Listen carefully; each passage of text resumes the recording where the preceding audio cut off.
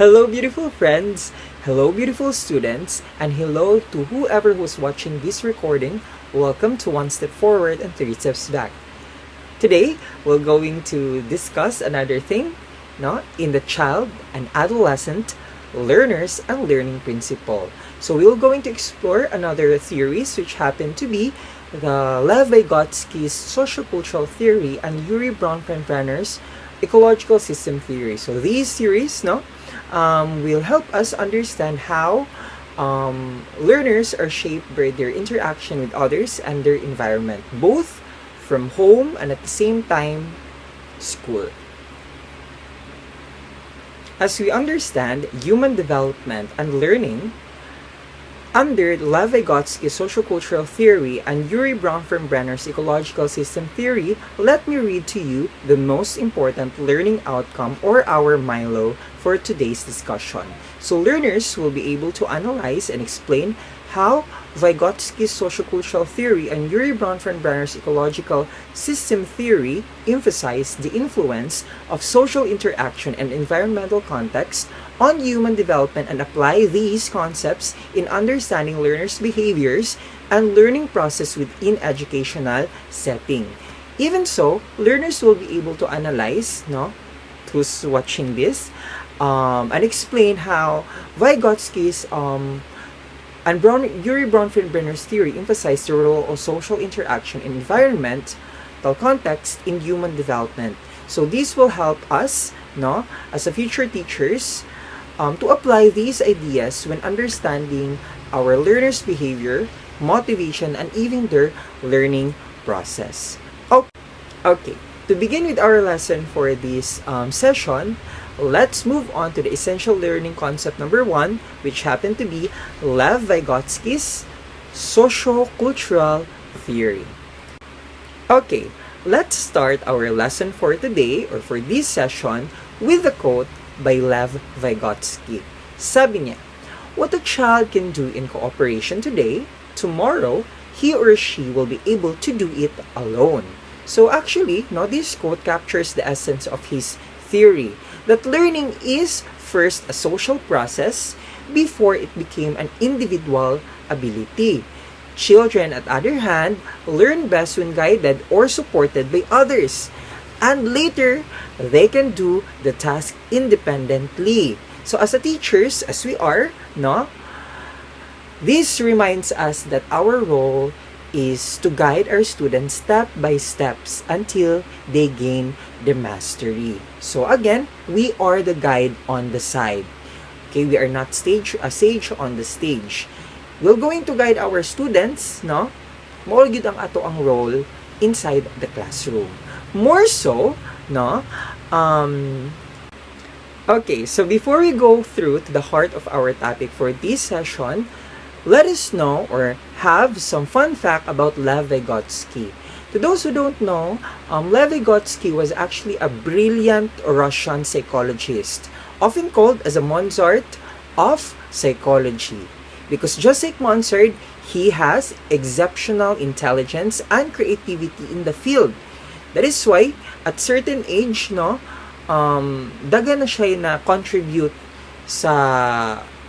in the world of psychology. Even though he passed away at young age, at 37, due to tuberculosis or TB, his ideas remain influential in education and developmental psychology worldwide up until today. Accepted pa rin yung idea niya.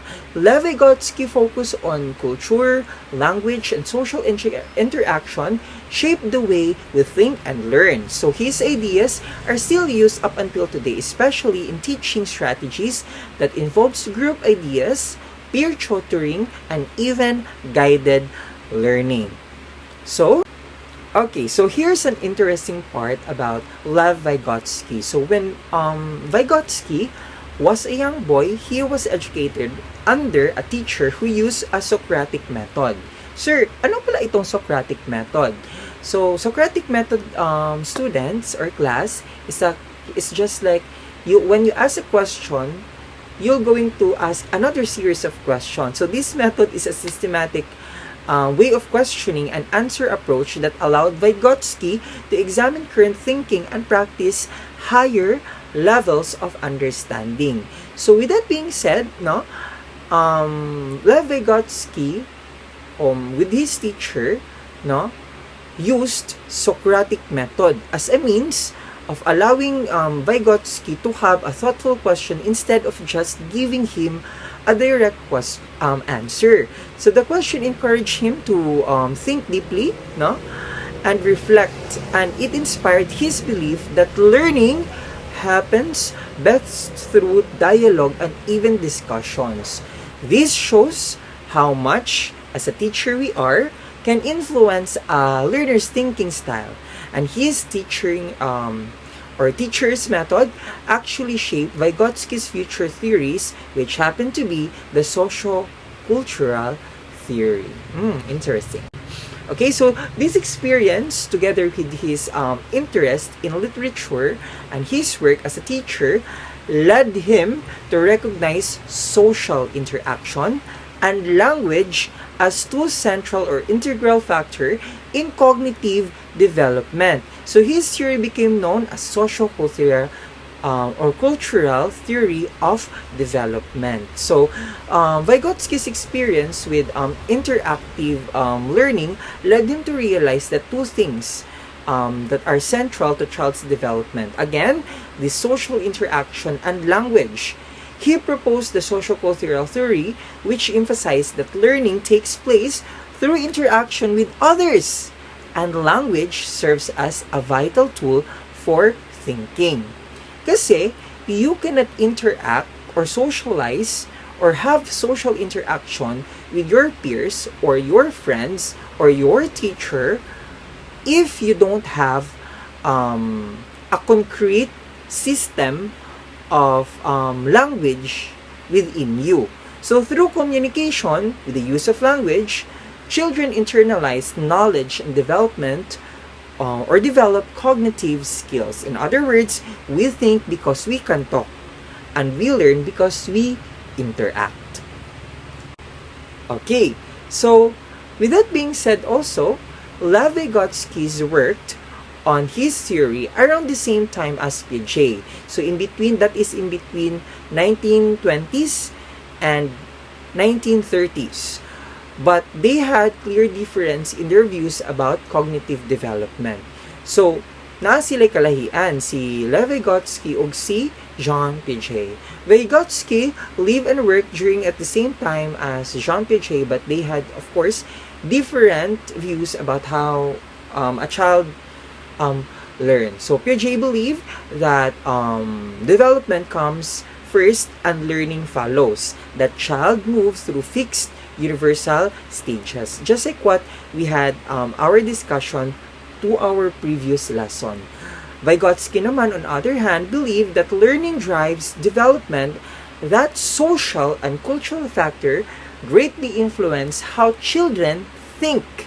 So this means, for Vygotsky, culture and interaction shape intelligence, not just age or biological maturity.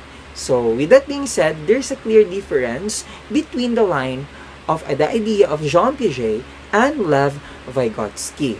To have a better understanding, let's look at a quick comparison of the difference for both theory of Jean Piaget and Lev Vygotsky. For Jean Piaget, he focused on how the children independently construct knowledge through exploration.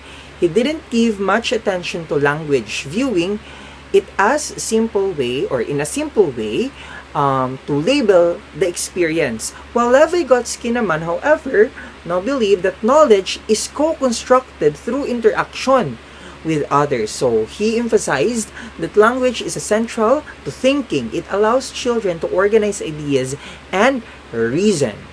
So another thing naman, no, for Jean Piaget, the teacher is the facilitator, no? For Lev Vygotsky, the teacher is a guide and collaborator who works closely with learners. So both perspectives are useful, But Vygotsky's theory highlight the importance of social relationship in learning. Kay Jean Piaget is merong level. Okay? Okay. So this time, no, let us understand the key features of the theory of Lev Vygotsky. Vygotsky's theory revolved around the three elements actually, no, as its key feature of his theory.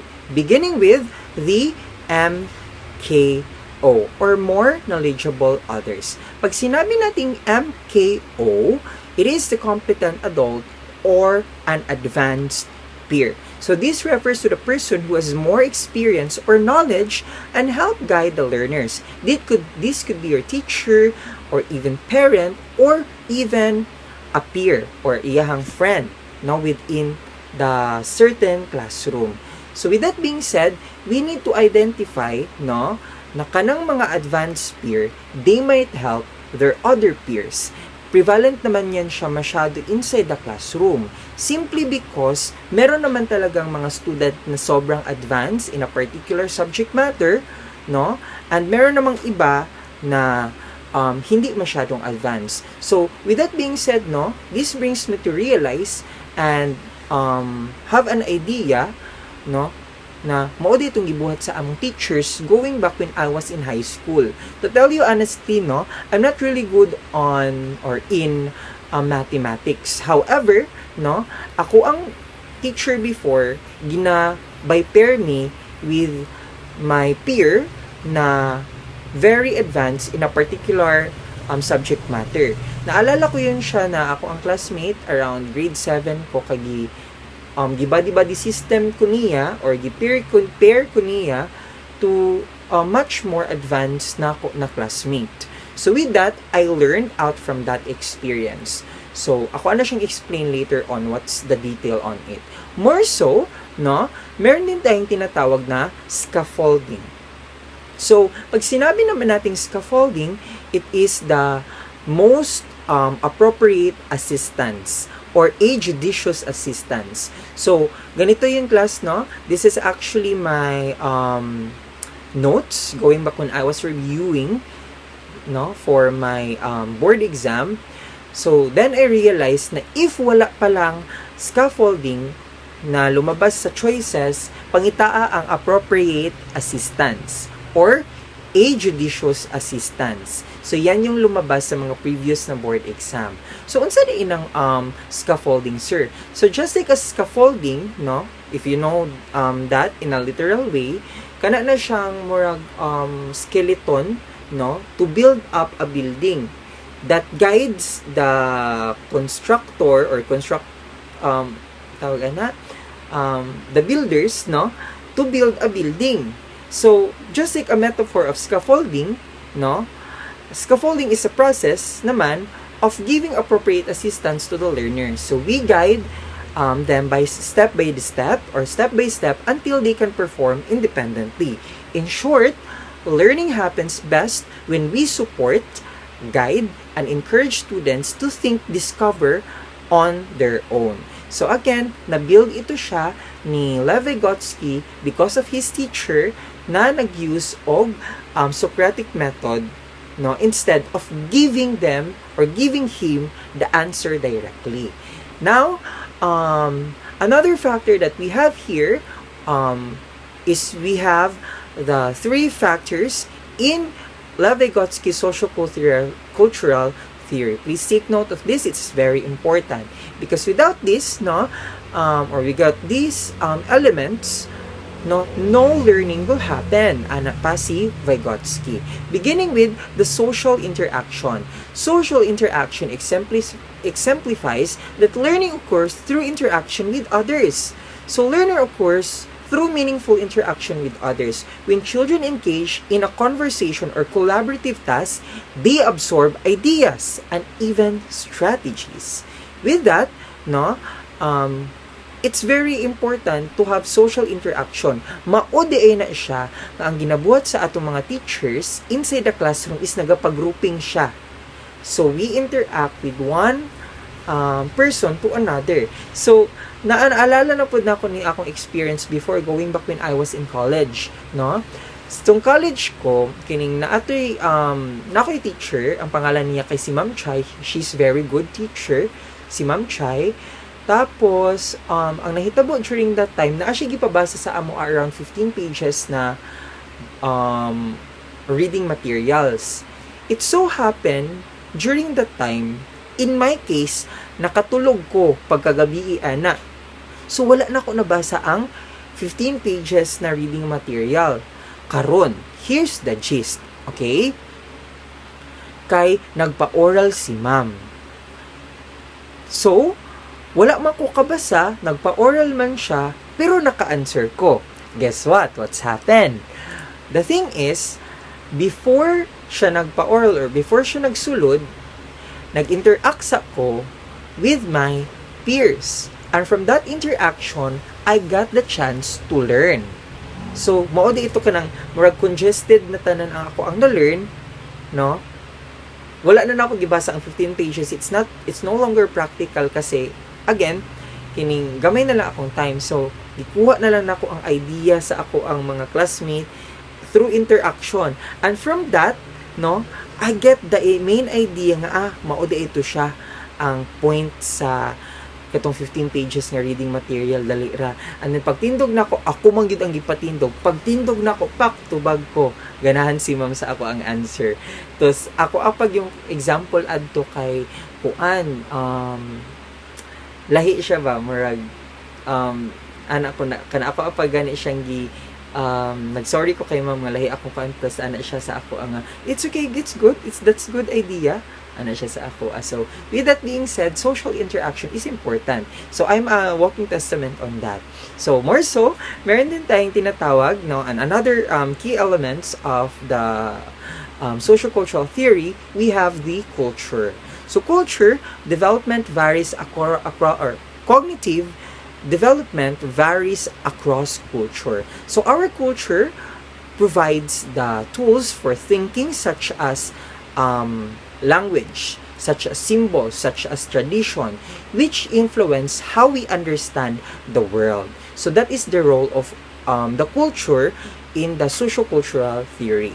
Lastly, the most important of them all is the language. So no language, no interaction, no effective learning at all.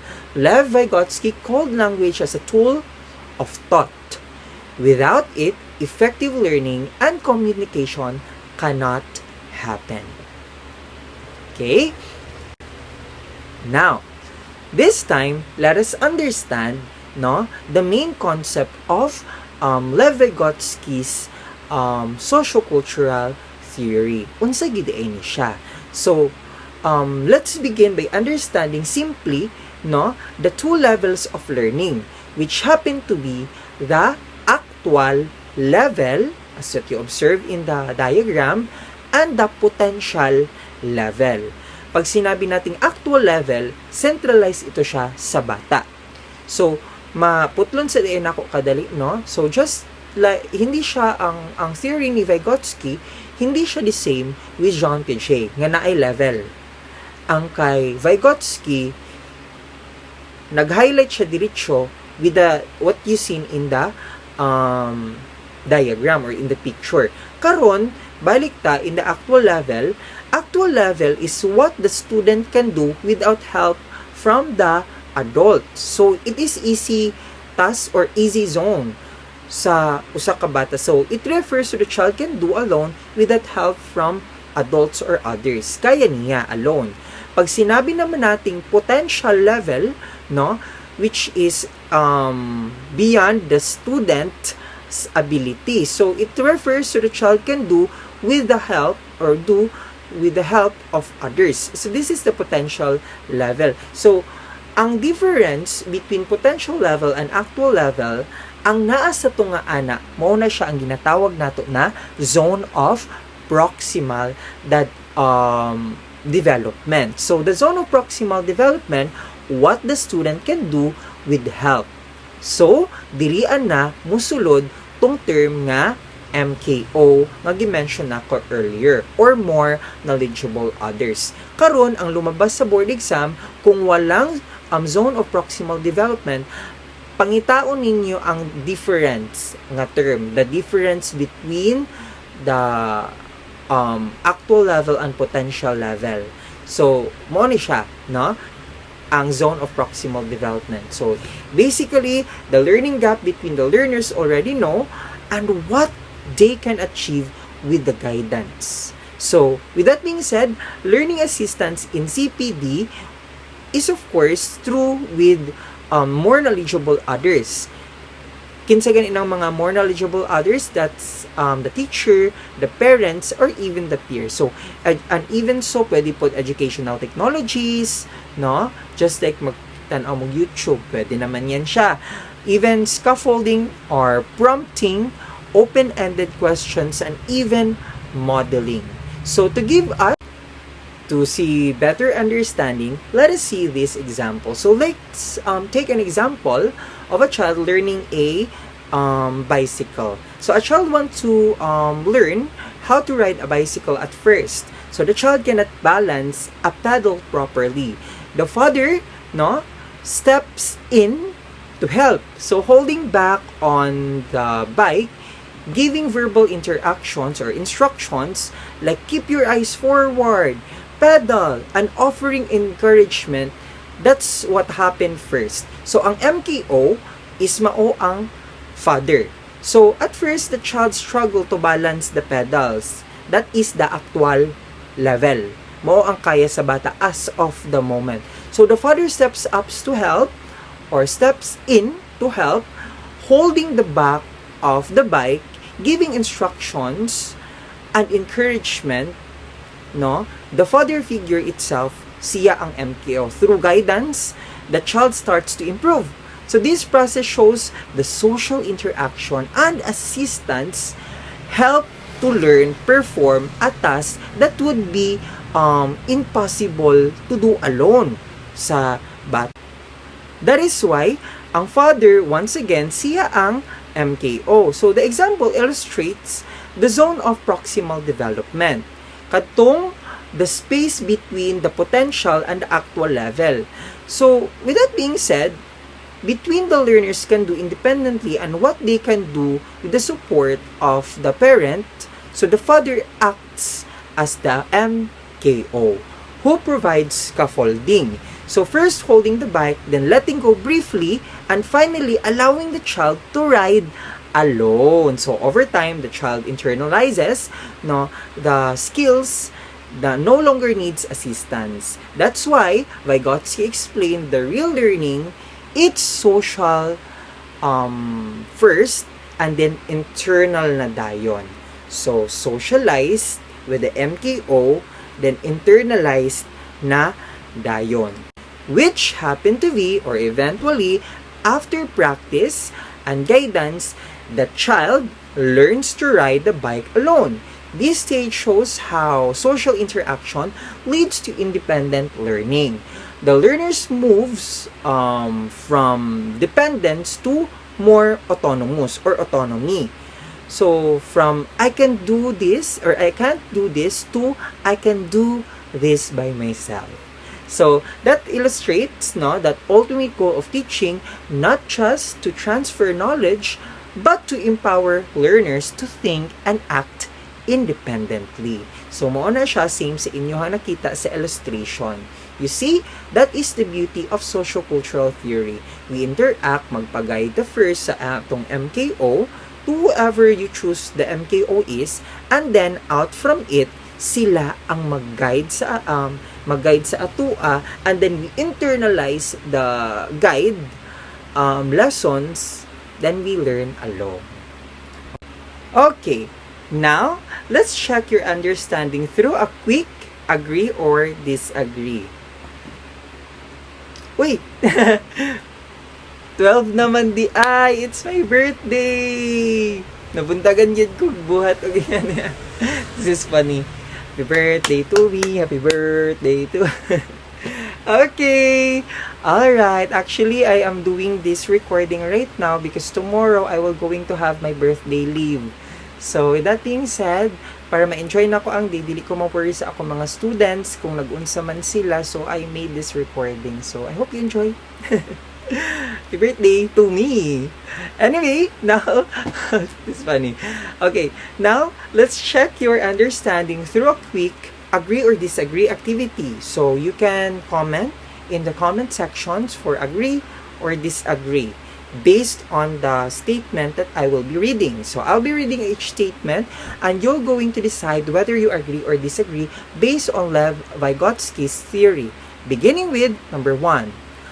Learning occurs best through interaction with others. Agree or disagree? Comment. You can pause this one and comment. Okay. So, if you're going to ask me, the answer is agree. Agree.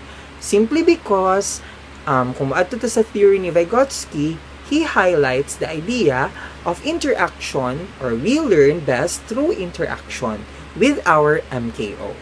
2. Culture plays a major role in shaping how a person thinks and learns. Agree or disagree? Okay, very good. The answer would be it's agree. Simply because gi-highlight din yan siya ni Lev Vygotsky that learning occurs as part dito sa culture sa usa ka learner. Lastly, language is not necessary for cognitive development. Agree or disagree? Okay, very good. The answer would be it's disagree. Because, gi-highlight once again ni Lev Vygotsky that language is necessary in social interaction. With the system of language that the learners had, mo to siya iyang gamiton to interact with other people. Next, we have here, or let's continue, number 4. Teachers should provide guidance and gradually reduce support as learners gain independence. Agree or disagree? Very good. The answer is agree. So, maupod ni ang ginatawag nato na fade away technique. Meaning, you gradually reduce the support, as the learning gains for the learner. Kay para mahimo siyang independent, dili man na siya pwede nga i-guide mo sila always. Otherwise, mo depende gyud na ang bata sa imuha. So, gradually get the support, and that technique is what we so-called as the fade away technique. Number 5. Children can learn complex concepts even without the help from adults or peers. Agree or disagree? Base ta kay Vygotsky, ha? Very good. It's disagree. Disagree tayo, disagree. Simply because, children themselves actually learn best through interaction with the MKO or more knowledgeable others. Lastly, the social environment influence how individuals develop mentally and emotionally. Agree or disagree? Very good. It's agree. The social environment and influence of the learners can greatly influence the learners' emotion and even mental capacity. So, with the supportive, dapat maugid na always ang atong hunaon kung mag-teacher ta, dapat supportive ta sa atong mga learners for them to thrive. Okay? Alright, I believe that's it. Now, let's move on to the next topic. Now, let's move on to our second major concept, which happened to be Urie Bronfenbrenner's ecological system theory.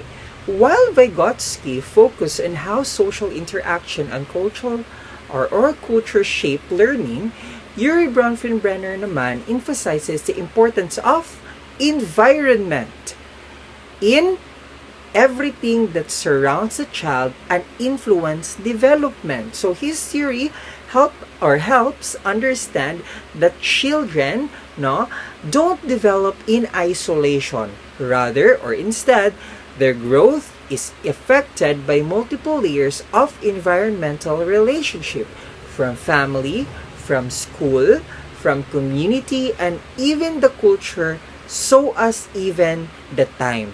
Explain natin yan siya later on.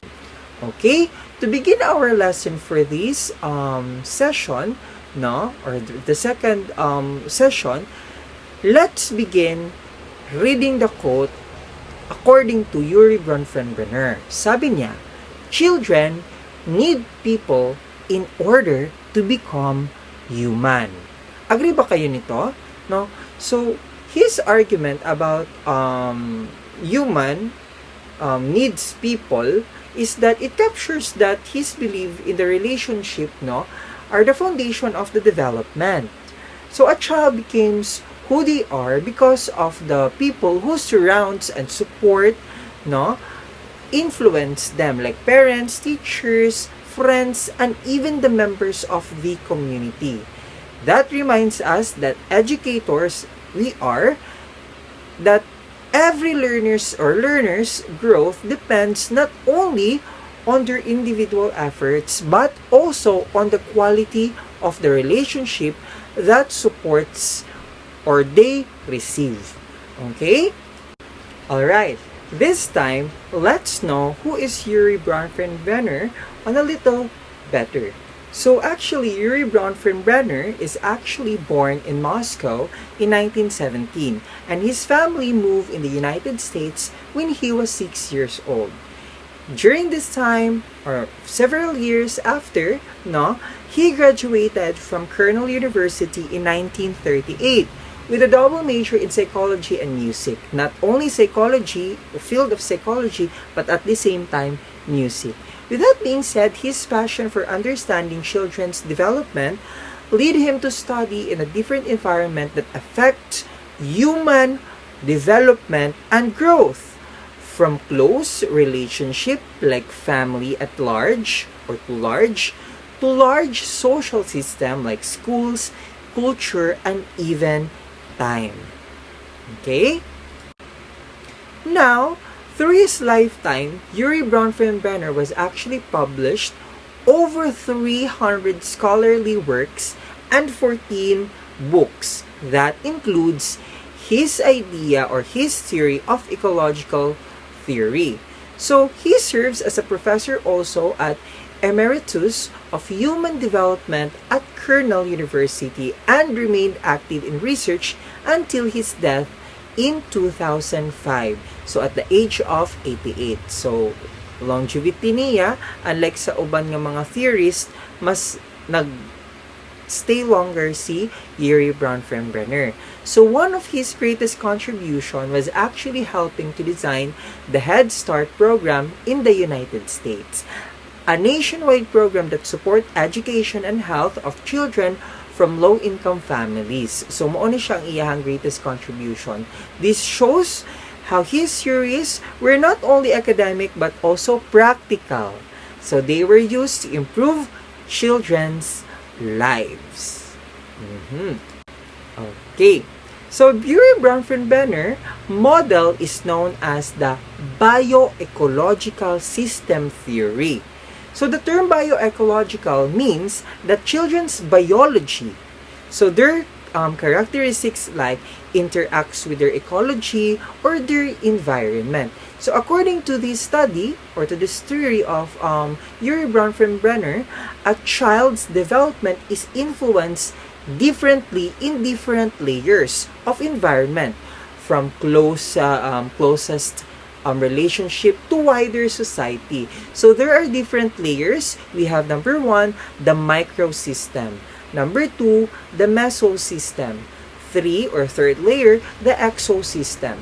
4th, the macrosystem. And 5th, the chronosystem. So let's explore each of these layers one by one later on. So, the term bioecological points out that the child's own biological makeup impact as a key factor of one's development. Just like what you've seen, no, in the diagram in there. So, ang religion sa bata, makaapekto na sa bata sa iyahang personal development.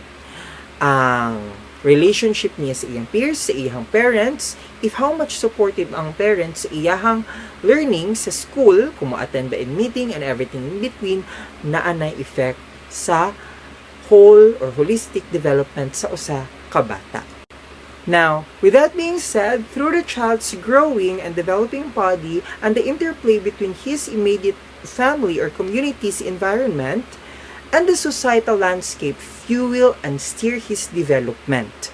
Okay? So, ang point lang once again, no, kung unsa ang naa sa balay, kung unsa ang naa sa school, kung unsa ang mga policy nga naa sa school, sa government, and beyond, mauna siya ang magpa-develop sa bata. Ngayon, changes or conflict in any one layer will ripple throughout other layers. So, I love the word, no? Ripple. Okay? Pag sinabi nating ripple, it is another term for domino effect. Meaning, just like a droplet of a calm surface of water, pag drop na siya yung ripple effect, okay? Or domino effect.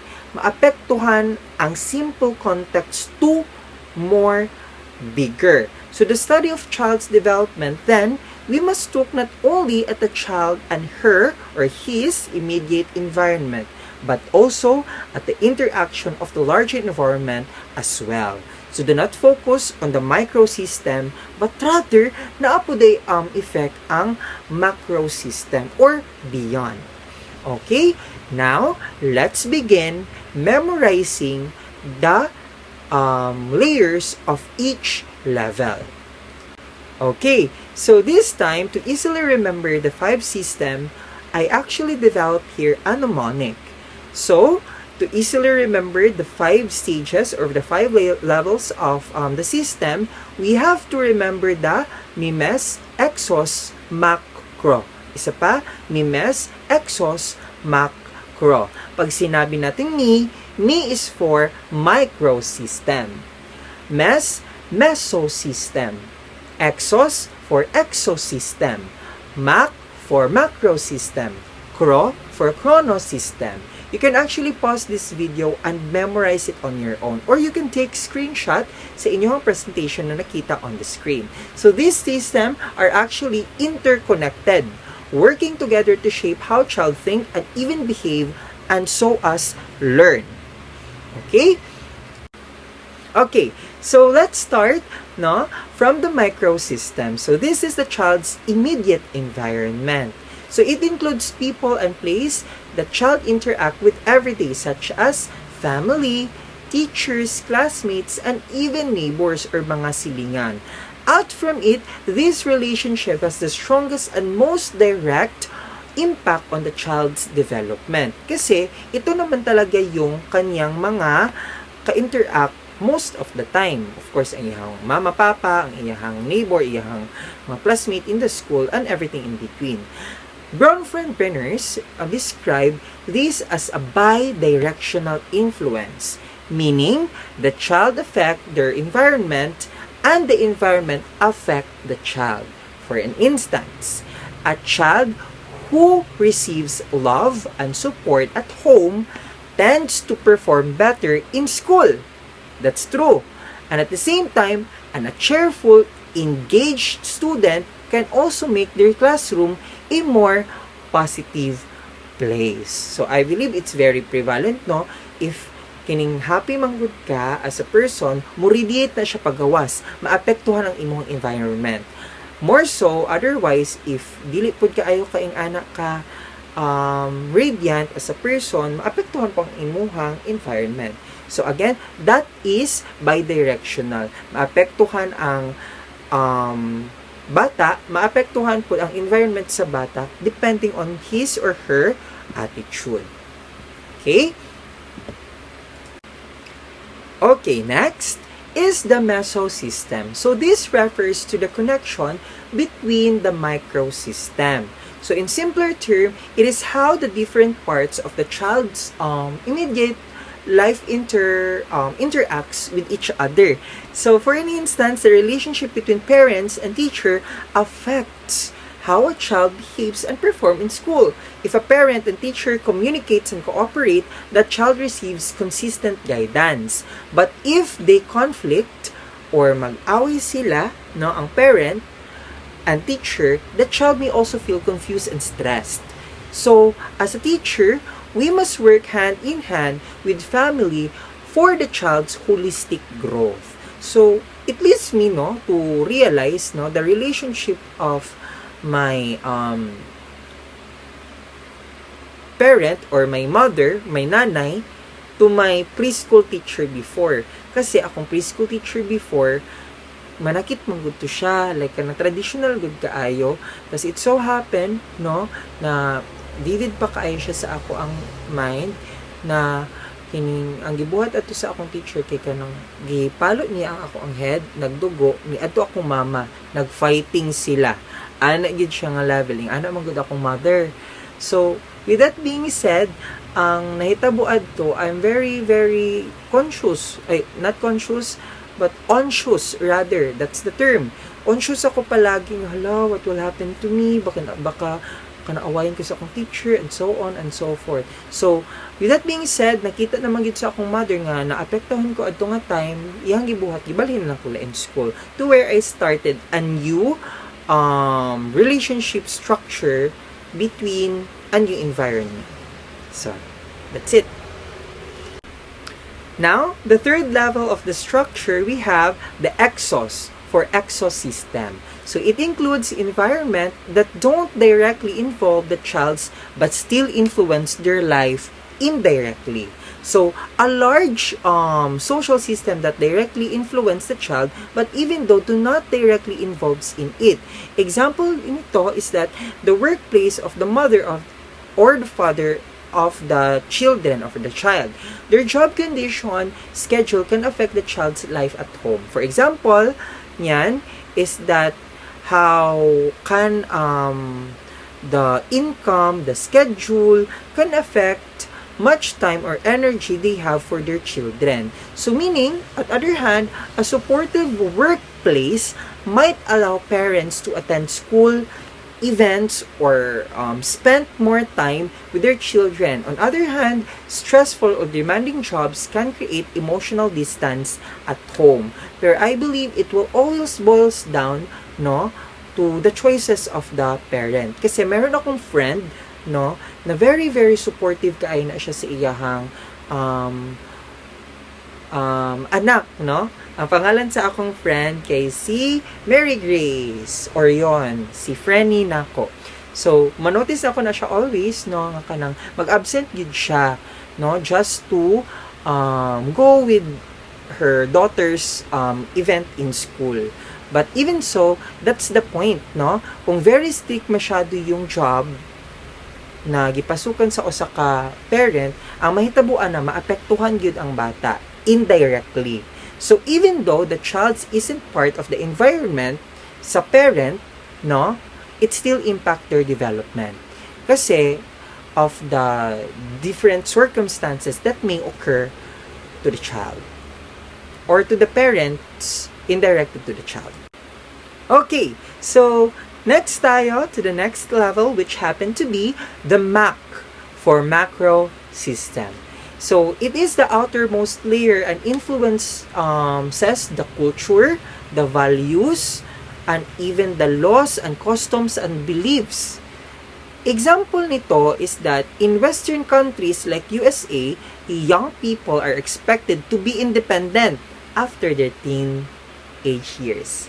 So in some cultures, sons are also valued more than daughters, which can affect how children are raised. So, with that being said, the system represents the broader society in which a child grows. Kasi, in different culture, na ay different customs and beliefs and laws na gina-follow. So, with that being said, in our context as a Filipino, naman tayo ginatawag na close family ties. Kung naapod tayo ginatawag na concept na utang na loob. Karon, makaapekto na siya sa usa ka individual. Instead nga mag-progress ang usa ka individual alone, unya kay naaman taing ana nga culture. ang mahitabuan na unahon sa gyud niya iyang pamilya. Unsay implication ana? Dili siya mo progress. Kay unahon man niya iyang, not dili siya mo progress, but rather, ang iyang personal growth, sa siyang iset aside. Rather, to unahon niya ang iyang family. So, that's it.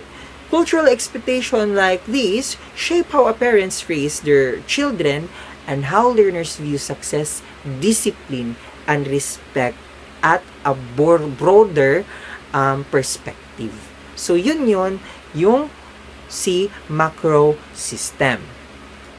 And finally, the chrono system. It involves actually the time. Chrono means time. So, the changes and transition that occurs throughout the child's life. It includes historical event, life experiences, and even major shifts in society. For example, in the past, education is only for girls or was limited for girls. Okay? Kumbaga, ang education before, kasi we are living in a patriarchal society. Prevalent pa siya diyan siya in history, na ginauna talaga ang mga kalalakihan. So, even so, gisegregate, ganit din na siya before, school for girls, school for boys, and everything in between. But today, both genders was actually has equal access. So, if you're living before, no, tapos babae ka, mulimit lang yun imuhang work, between you as a housewife or you as a nurse. But right now, it's no longer like that because ni-transcend siya across all works. Na naganit tayo mga engineer nga babae, na ako'y friend, si Ma'am Engineer Makoy. And napud tayo right now, ang lalaki kay naana sa education nga field. Ang lalaki kay naana sa nursing na field, no? And so on and so forth. So another example here is a child's experiencing a family divorce or moving to a new city. This life transition can shape their emotional and social development over time. With that being said, I'm also a walking testament of that idea. Because before, I really am dependent with my parents and my siblings. But going back when I was in college, up until today, I was living here in Davao alone. So, nag-start ko 2018, 19, 20, 21, 22, 23, 24, 25. Tapos birthday na ako karon. I'm 26 na and I'm 8 years living alone here in Davao. With that being said, that really changes my attitude on how I dealt with things. Even my emotional standing, nag-change po siya. Okay? So, yun siya.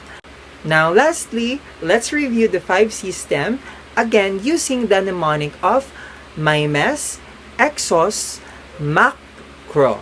MI for microsystem, MES for mesosystem, EXOS for exosystem, MAC for macrosystem, CRO for chronosystem. Now, remember, all of these systems work together, and a change in one layer can affect, again, all of the other layers. Ripple effect ang tawag natin dyan, or domino effect. So, understanding this helps us as an educator to see our learners beyond classroom.